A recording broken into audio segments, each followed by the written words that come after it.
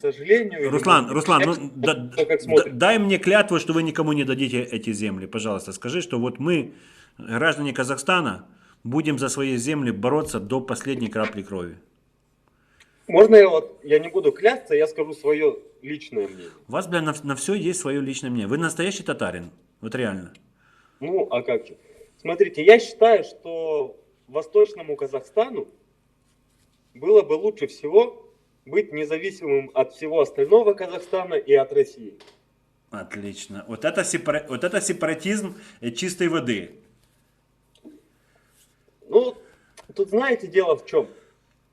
Если взять Восточно-Казахстанскую область, Восточно-Казахстанская область кормит весь Казахстан, в принципе. То есть, О, как наш Донецк. Вот, бля, как считали. Донбасс кормил всю Украину, теперь себя не может прокормить. Ну, вы случайно у нас не были на Донбассе? Руслан, не были у нас в Украине случайно? нет, не был, не был. Ну, вот такая риторика мне очень нравится. Вот все сепаратисты так говорят. Мы устали кормить всю страну, мы устали всех кормить, мы будем независимыми. Я не говорю, что мы кормим, что мы устали. Я говорю сугубо свое личное мнение, как Понял, бы я считаю. понял. То есть, я сформулирую маленько покороче.